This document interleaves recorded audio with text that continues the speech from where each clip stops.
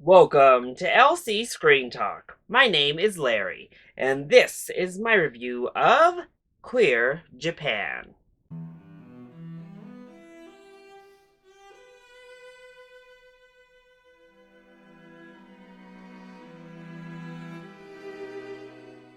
Queer Japan is a 2020 documentary that highlights and documents the queer life and scene in Japan. Now, this was yet another documentary featured at the 2020 CinemaQ Film Festival, a Denver based film festival that focuses on queer cinema.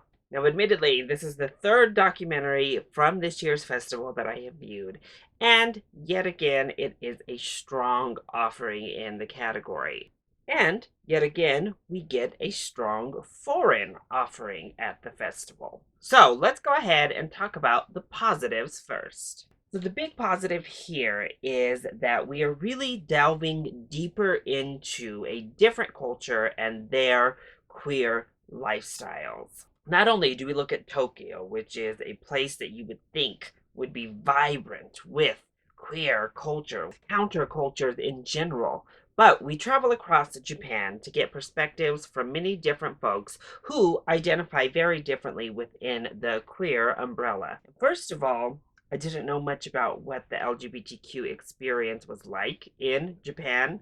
I am American, and unfortunately, a lot of my LGBTQ exposure is from Americans' point of view, and quite frankly, our own struggle and culture here in the USA. It was really wonderful to get a highlight of what this other culture looks like, how their experience is similar, how it's different, and how it all takes shape in Japan. And of course, it's just a snapshot. These are just a few instances of the very many that identify as queer, but it was wonderful to get to see a different culture in this way.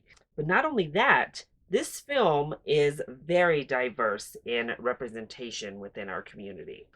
We run the gambit on who is interviewed and who is spoken to, whether it be somebody who identifies with the L, the G, the B, the T, or the plus, down to different type of kink communities, different type of BDSM communities. We go from political activists to artists to drag queens, club owners. The director and filmmakers here did a wonderful job of seeking out and working with a very wide scope of people who identify under the queer umbrella. And I highly appreciated that.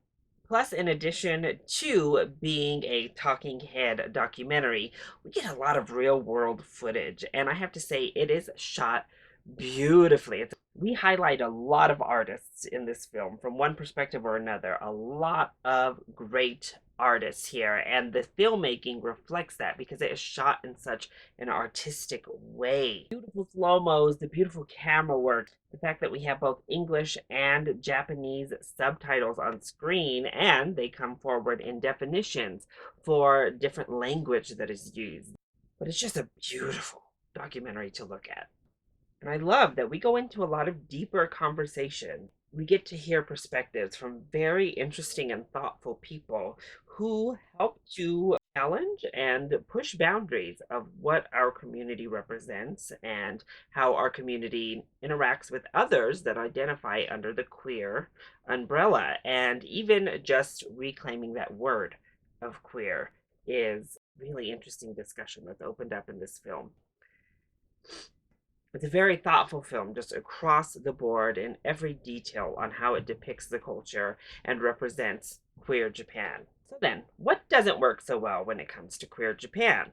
Well, my biggest criticism of the film is that we focus so much on the human stories and we're really just there to take snapshots of the culture that the film doesn't necessarily have a momentum to it. You don't have a progress as we're moving through. There's no driving force behind the story that's being told through film. And I have to say, as interesting as these people are, as beautiful as the scenery is, as wonderful as the art is that's on display, without some sort of momentum to carry the audience through, I do think that the film starts to drag and your attention will start to wane as we work through the middle to end portions. It makes the experience feel longer than it actually is, and that's a shame because there is so much great stuff on display that you want to focus, you want to be tapped in, but without that momentum, it's really hard to stay fully dialed into what's being thrown at you. And while it is beautiful, there is so much kind of information and philosophical talking that in many ways it feels a little bit like a lecture. So again, it is still a film that needs to captivate the audience and keep you fully invested. And I don't think it quite succeeds in that regard. And part of that, I also believe, is the editing. So I think the direction is beautiful, the camera work is beautiful, but the editing is just a bit disjointed. It's a little bit choppy.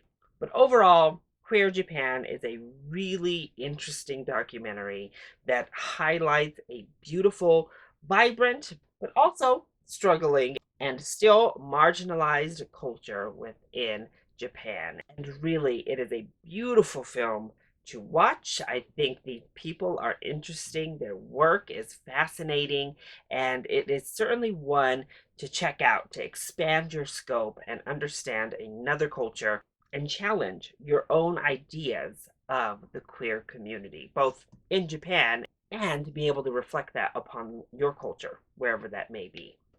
So that was my review of Queer Japan. I hope you enjoyed it. If you did, go ahead, click like down below and subscribe to the channel so you are always up to date on my latest videos. Also, join in on the discussion. Are you excited to see Queer Japan?